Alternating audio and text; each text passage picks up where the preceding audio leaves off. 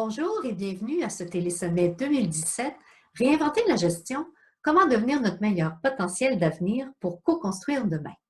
Ce télésommet a pour objectif de vous faire découvrir différentes façons de percevoir, de penser et d'exercer la gestion qui soient rassembleuses, stimulantes, valorisantes, propices à l'amélioration continue et à l'innovation et qui permettent de résoudre des situations complexes et de bâtir ensemble un avenir durable et responsable. Je me présente, mon nom est Marie Côté, je suis fondatrice de la gestion réinventée, consultante en développement et transformation des organisations, coach et facilitatrice de groupes de co-développement professionnel et d'apprentissage dans l'action. Je suis aussi auteure du livre La gestion réinventée, l'avenir est entre vos mains, paru aux éditions JFD en 2016 et préfacé par Céline Bareil, professeure titulaire à HEC Montréal. Sans plus tarder, il me fait grand plaisir de vous faire découvrir un de nos invités du Télésommet 2017. Je vous souhaite un très bon visionnement. Aujourd'hui, il me fait plaisir d'accueillir M. Jean Magne. Jean est ingénieur diplômé de l'École navale française.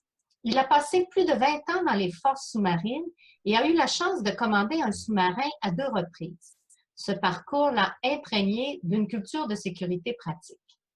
Il a participé à 3 projets d'export de sous-marins français à l'étranger et a donc organisé à la tête de ses équipes la certification d'un équipage de sous-mariniers pakistanais, la formation et l'accompagnement à la mer d'un équipage chilien et la formation des premiers sous-mariniers malaisiens. Diplômé de l'exécutive MBA Paris-Dauphine, il a quitté à présent la Marine nationale pour proposer son expertise comme consultant en risque et en facteurs humains au sein du cabinet Wavestone. Il y effectue des missions de formation, des diagnostics et des accompagnements en conduite de changement, en particulier au travers de plans de continuité ou de reprise d'activité. Jean est auteur du livre « La prise de décision agile, anticiper les risques grâce aux signaux précurseurs » paru chez Dunod en janvier 2017. Dans le cadre de cette entrevue de 20 à 30 minutes, nous parlerons de prise de décision agile, en quoi une décision peut être agile, qu'implique l'agilité en termes d'organisation et de comportement, quelles sont les stratégies et les mécanismes qui en favorisent l'adoption. De plus, Jean nous partagera sa vision des qualités et des traits de personnalité du gestionnaire agile dans sa prise de décision. Bonjour Jean et bienvenue à ce télésommet 2017. Bonjour Marie, merci de m'y inviter. Ça fait plaisir. Pour commencer, est-ce que vous avez envie de rajouter quelque chose sur votre parcours professionnel?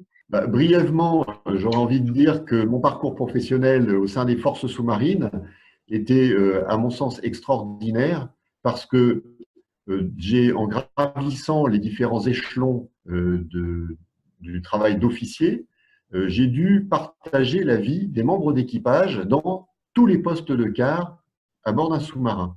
Et ça m'a permis vraiment de vivre ce que chacun vivait, de percevoir les difficultés, de sentir la difficulté de recevoir des ordres de la part d'autres.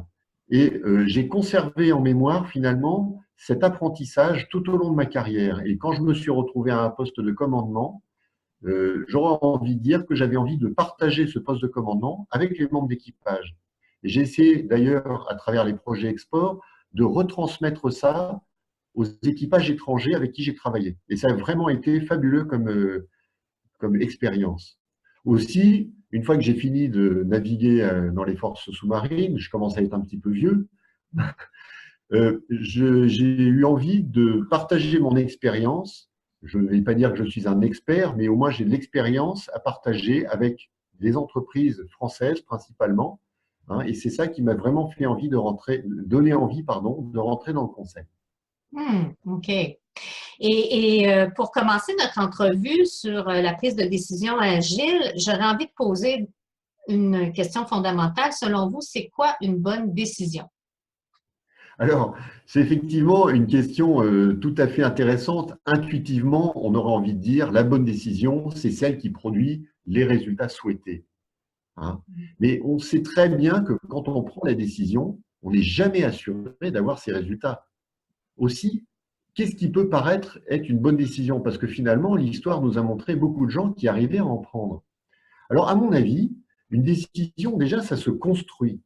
Hein. On va chercher quels sont les gains possibles et les risques, on va les évaluer. Cette décision, on peut la prendre seule. En général, c'est rapide. Mais l'inconvénient, c'est qu'on ne voit pas toujours tous les dangers qu'on affronte.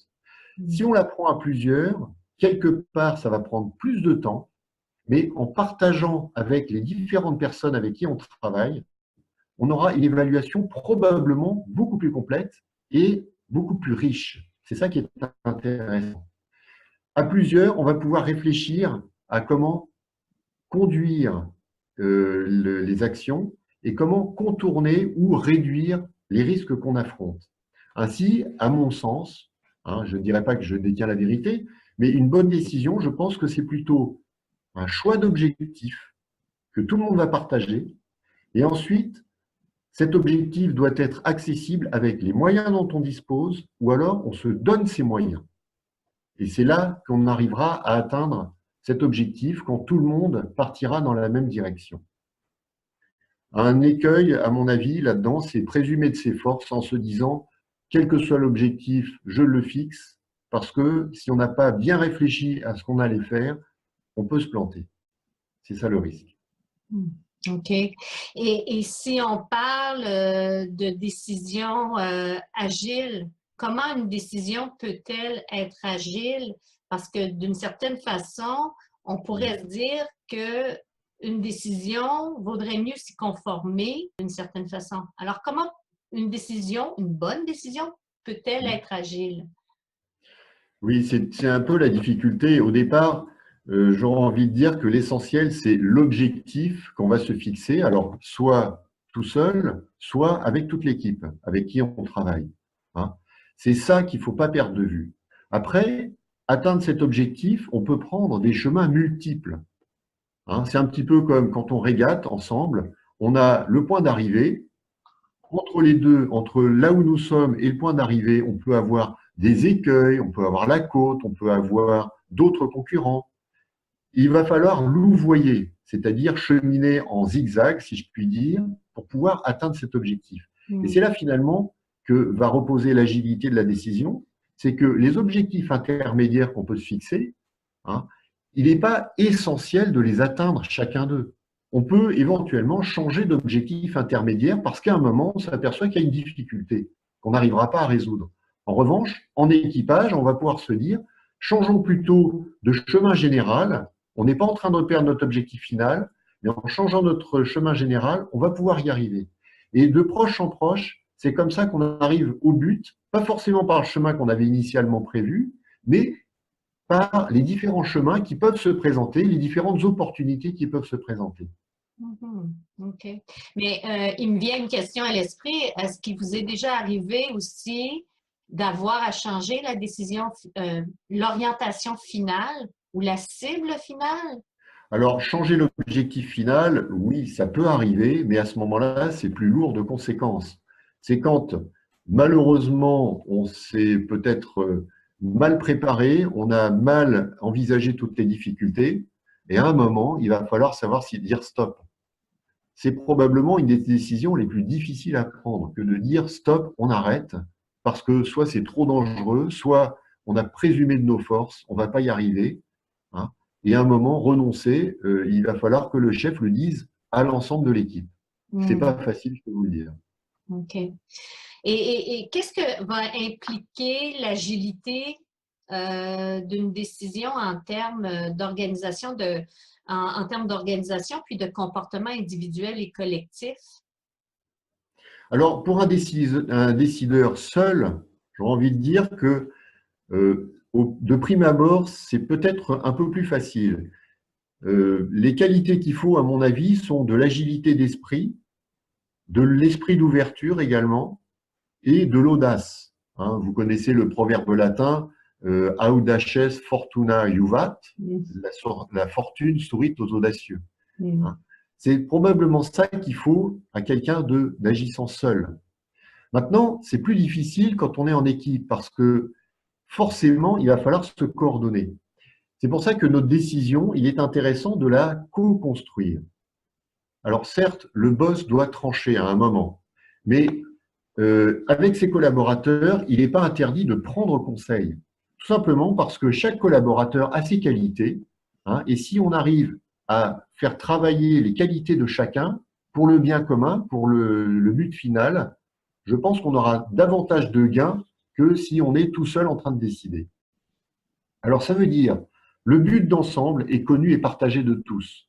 Ça, c'est la première chose.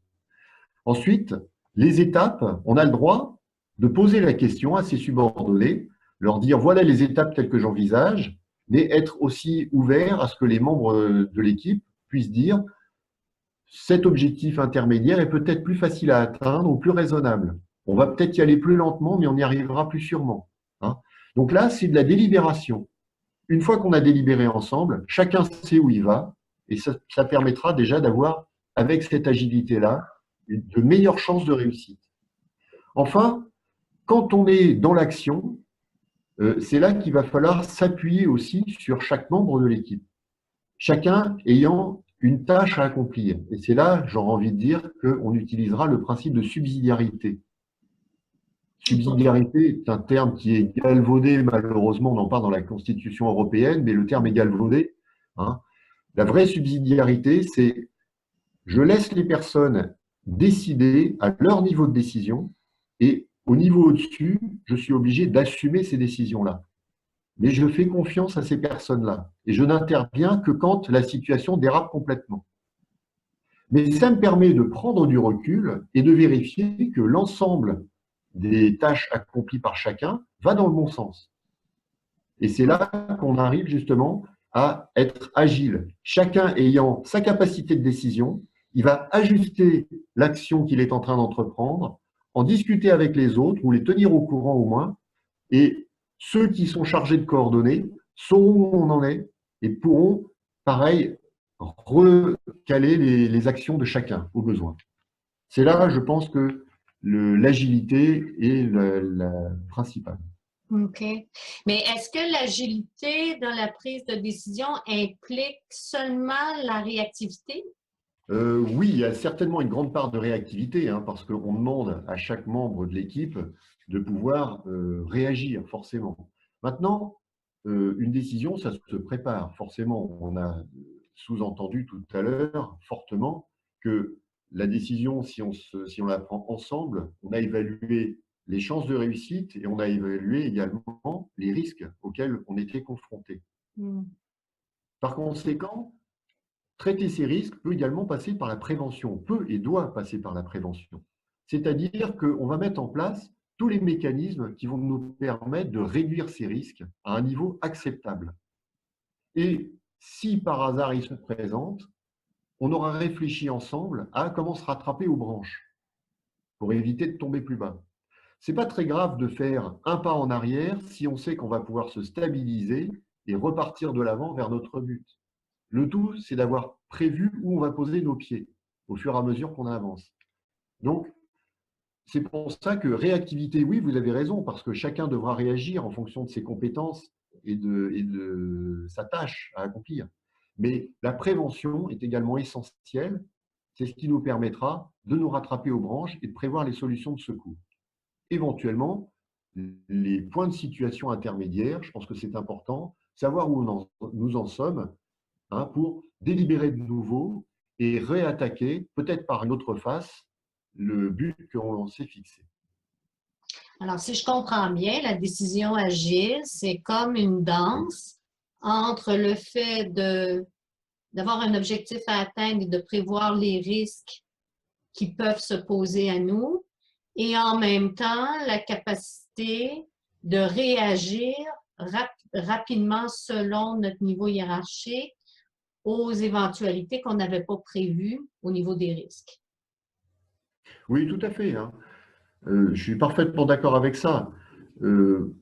Très souvent, on se repose sur notre capacité de réaction, hein, en disant c'est bon, on saura faire. Malheureusement, quand on se trouve dans une situation délicate, c'est beaucoup plus délicat de s'en sortir parce qu'on n'a pas forcément réfléchi à beaucoup d'éventualités. Mhm. Le fait d'avoir préalablement réfléchi me paraît essentiel parce qu'au moins on aura évacué un certain nombre de cas qui peuvent se présenter. Mhm. Le reste, il va falloir traiter ça plutôt par plus une méthode que des procédures, hein. Une méthode, c'est-à-dire la façon d'aborder un problème ensemble. Quand je parle en équipe, hein, ce sera ensemble. On va aborder le problème, traiter le problème de façon à essayer de rattraper un certain nombre d'étapes qu'on a, sur lesquelles on s'est mis d'accord, hein. C'est ça qui va nous permettre de nous raccrocher aux branches. Et ce n'est pas quelque chose de rigide comme une procédure. Une procédure est très bien pour guider les gens dans des actions extrêmement pointues, extrêmement sensibles, mais si on veut atteindre un objectif un peu plus général, il faut savoir aussi sortir des procédures, hein, pour aller à l'essentiel, c'est-à-dire répondre à la question vers quoi la procédure est-elle en train de me guider? C'est ça l'essentiel. Mhm. Et ce que vous êtes en train de nous dire, c'est aussi qu'il doit y avoir une place à saisir les opportunités d'une certaine façon, à la créativité aussi, là. Oui, oui, oui. C'est là qu'on fait appel à l'intelligence humaine, parce que à plusieurs, on est forcément plus intelligent, enfin j'espère, que Mhm. tout seul, hein. Ouais. Alors, je dirais, une foule peut être très bête, une foule composée de gens intelligents, mais c'est parce qu'une foule, quand elle a peur, elle va faire n'importe quoi. En revanche, une équipe qui s'est préparée, qui a réfléchi, qui s'est entraînée, qui connaît chaque personne et sait de quelle façon elle réagit, peut agir beaucoup plus intelligemment parce que chacun sait comment se reposer sur l'autre. Mhm. Chacun connaissant les qualités de l'autre, hein, et chacun rattrapant les autres d'ailleurs. Ça, c'est quelque chose d'essentiel, ce phénomène d'autocontrôle entre différents membres d'une même équipe qui permet très souvent de rattraper une situation. Et ça, on ne le souligne pas assez dans les situations délicate, si je puis dire. On a beaucoup de narrations sur des catastrophes qui montrent très souvent une faille dans le contrôle. En revanche, les situations délicates qui ont été menées à bien, on ne va pas assez creuser, et si on creusait, on se rendrait compte que beaucoup de gens ont, par petites touches, rattrapé des situations qui commençaient à dériver, tout simplement parce qu'ils ont eu le courage de dire à un de leurs collègues, attention, ça va pas très bien. Attention, ce signal me paraît bizarre. Qu'est-ce que tu fais? Ou ne devrais-tu pas réagir? Vous voyez? C'est ce travail d'équipe qui me paraît essentiel et que j'ai eu la chance d'apprendre dans les sous-marins. Ah, formidable. Et est-ce que vous avez des exemples concrets de stratégies ou de mécanismes à mettre en place dans une organisation pour faciliter la prise de décision agile? Oui, alors, j'ai envie de vous citer finalement ce que j'ai vécu pendant plus de 25 ans, hein. Un petit mécanisme, par exemple, c'est un briefing préliminaire. C'est pas le chef qui va faire le briefing, il va demander à un de ses adjoints de préparer une opération délicate et de la présenter aux autres. Parce que ça va faire au moins deux personnes qui ont réfléchi au problème, c'est-à-dire l'adjoint qui planifie toute l'opération et le chef qui lui-même, dans son coin, va réfléchir en se disant comment est-ce que je vais faire. Au moment du briefing, l'adjoint va présenter l'opération et quelquefois, ça va pas être tout à fait la façon dont le chef aurait fait. Mais le chef a intérêt à écouter parce que peut-être qu'il y a des bonnes idées à prendre et très souvent c'est le cas, hein. Hmm. En revanche, le chef, ayant réfléchi de son côté, va également pouvoir poser des questions qui tuent, comme on dit, Ouais. à l'adjoint, hein, ce qui va permettre de mettre en lumière un certain nombre de risques qui n'avaient pas forcément été bien prévus, hein. Donc, ce petit mécanisme-là, allié à finalement une petite méthode qui s'appelle le go-no-go, c'est-à-dire tant qu'on a tel et tel critère qui sont vérifiés, on peut y aller. Et quand on atteint telle et telle limite, quelle que soit la limite, on s'arrête, bien partagé, ça permet comme ça d'avoir déjà un mécanisme de décision agile. Hmm. Ça, c'est un premier mécanisme, si vous voulez, qui me paraît utile, qui ne résout pas tout, mais qui permet de partager. OK. Un autre auquel je pensais, c'était la sensibilisation des métiers aux autres facettes des métiers. Et ça, c'est ce que je vous disais tout à fait au début, hein, en ayant la chance d'être, comme jeune officier, de faire partie des différents postes de quart, ça m'a permis de voir les difficultés auxquelles étaient confrontés les différents membres d'équipage, hein. Donc ce partage m'a permis de mieux savoir, quand je donnais un ordre, quelles étaient les difficultés en cascade auxquelles étaient confrontés les membres d'équipage.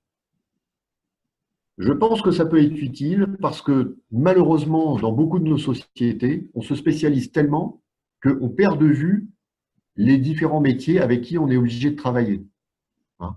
En revanche, de temps en temps, se donner la peine d'aller voir ce que vivent les autres, hein, d'échanger avec eux, et ça, on peut le faire à table, c'est déjà pourvu qu'on déjeune ensemble. Mm. Et à mon avis, très riche parce que on arrivera à mieux comprendre quand quelqu'un nous signale une difficulté ou qui marque un certain malaise qu'on ne sait pas interpréter quand on ne connaît pas le métier, mais qu'on saura interpréter quand on sait un petit peu mieux à quoi est confronté notre collègue. Voilà. Et sinon, une autre façon peut-être, c'est, comme on disait tout à l'heure, une façon de traiter les problèmes et pas forcément une procédure pour traiter les problèmes. Mm. La façon, c'est quels sont les types d'objectifs qu'on cherche à atteindre. Par exemple, dans un sous-marin, pour pouvoir réagir à des situations périlleuses, voire mortelles, la première chose à faire, c'est par tous les moyens essayer de stabiliser le sous-marin. Il ne faut pas essayer de contrer la tendance. Par exemple, le sous-marin a une fâcheuse tendance à plonger vers les abîmes et il pourrait être écrasé par la pression de l'eau. Notre réaction sera d'abord de casser cette vitesse verticale vers le bas, peu importe dans quelle attitude se trouve le sous-marin, mais une fois qu'on a cassé cette vitesse, on a le temps de réfléchir et d'essayer de se ramener dans une situation un peu plus facile à gérer. Vous voyez, donc ce sont les différentes étapes qui me paraissent importantes aussi à avoir présent à l'esprit quand on doit réagir.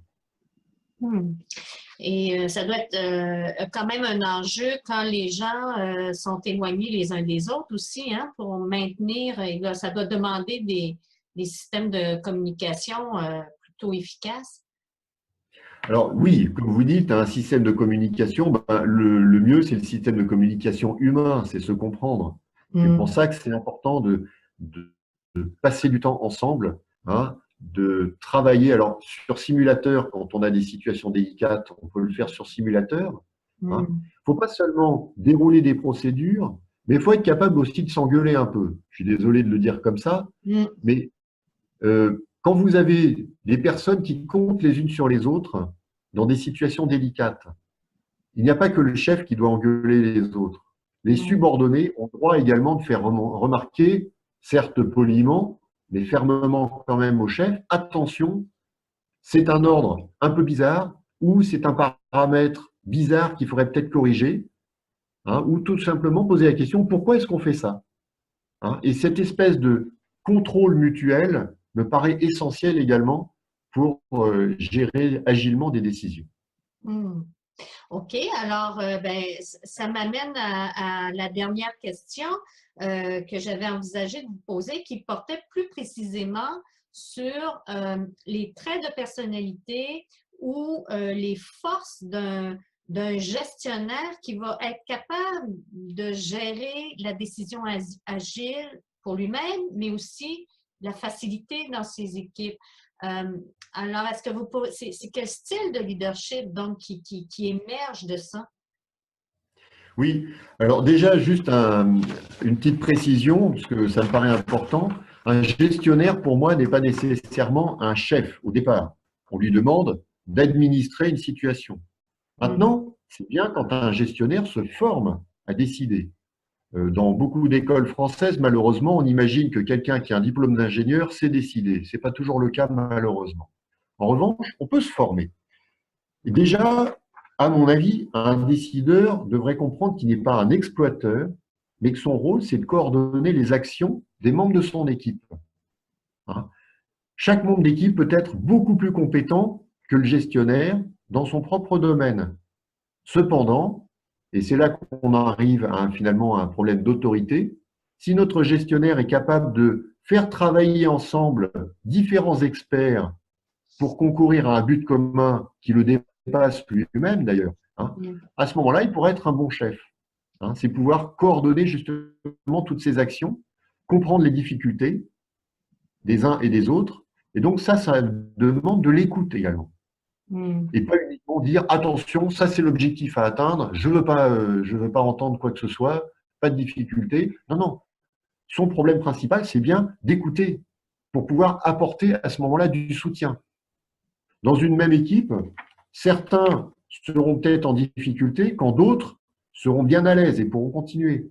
Donc notre décideur devra savoir déceler ça pour pouvoir justement apporter l'aide aux personnes en difficulté et à tour de rôle distribuer cette aide. Peut-être à un moment, même c'est lui le décideur qui sera en difficulté. S'il sait compter sur son équipe, parce que son équipe, de temps en temps, peut lui donner un bon conseil, hop, on le remet en selle et c'est reparti. Et toute l'équipe ensemble. Je pense qu'également, une grosse qualité, c'est mériter la confiance de ses adjoints. Hein, cette confiance, elle passe par de l'écoute, c'est sûr, mais également par une volonté d'apprendre. Encore une fois, le gestionnaire, son travail, c'est pas de faire tout ce que font les subordonnés en mieux, non. Mais en revanche, il faut qu'il puisse comprendre ce que font les subordonnés de façon à justement apporter l'aide quand c'est nécessaire. Et cette confiance, elle se met en place sur le long terme et c'est pas juste sur décision comme ça qu'on fait confiance. C'est quelque chose qui se développe, hein, et heureusement, on voit un certain nombre d'entreprises, je pense principalement à des petites entreprises, hein, où cette confiance s'est bien développée et finalement, de temps en temps, un simple coup d'œil du chef vers son adjoint ou de l'adjoint d'ailleurs vers son chef permet de réagir exactement comme il faut. C'est extraordinaire de voir ça et ça fait plaisir. Voilà, et finalement, le gestionnaire, si on veut que ce soit un bon décideur, à mon avis, doit savoir prendre du recul. C'est se sortir de ce travail quotidien de gestion où il peut quelquefois se noyer dans des tableurs Excel, des rapports, des trucs comme ça. Non, non. Quel est l'essentiel de son travail? C'est bien faire travailler les membres de son équipe ensemble. Et là, il faut savoir se sortir de ce quotidien, prendre le recul, se poser la question, qu'est-ce qui est essentiel finalement dans notre job? Et là, on pourra effectivement prendre des bonnes décisions sereines, en se disant, tous les petits à côté, hein, on verra plus tard, c'est pas ça qui est l'essentiel. Tout à fait. Ben, merci beaucoup, Jean. Je vois le temps qui s'écoule. Alors, bon, on va être obligé, on va être obligé de s'arrêter là, mais j'aurais eu encore un bon nombre de questions. Là, il me venait toutes sortes de choses parce qu'on a tellement l'habitude de vouloir répondre et agir rapidement dans des situations délicates, puis on se rend compte que c'est tout le contraire. Il faut prendre le temps d'échanger, de discuter, de s'écouter, de se connaître. Alors, c'est fort intéressant le point de vue que vous nous amenez. Ben, je vous remercie encore d'avoir accepté de participer à ce télésommet. Je trouve que vraiment vous nous avez éclairé sur la notion de décision agile. Puis je trouve que c'est très pertinent aussi dans un contexte où on est en perpétuel changement. Hein? Tout change, il faut s'adapter. Alors, c'est là qu'on voit aussi vraiment l'à propos au niveau de la prise de décision agile. Alors, merci encore vraiment pour l'entretien qu'on vient d'avoir. Pour ceux et celles qui nous écoutent et qui aimeraient en connaître davantage sur la prise de décision agile, sur le courriel d'invitation que je vous ai envoyé pour visionner cette entrevue, vous trouverez un lien qui vous dirige vers le livre de Jean qui s'appelle La prise de décision agile, anticiper les risques grâce aux signaux précurseurs. Et aussi, ben, pour demeurer informé de nos activités, échanger et partager autour de vos découvertes, je vous invite à aimer notre page Facebook, La Gestion Réinventée, et à vous inscrire au groupe Facebook Réinventer la gestion, Télésommet 2017. Alors, ben Jean, d'ailleurs, si cela vous intéresse, vous pourrez participer au groupe pour pouvoir échanger avec les gens qui nous ont écoutés. Et puis, ce qu'on peut faire aussi, c'est que je vous invite tout le monde à prendre connaissance quotidiennement de vos courriels.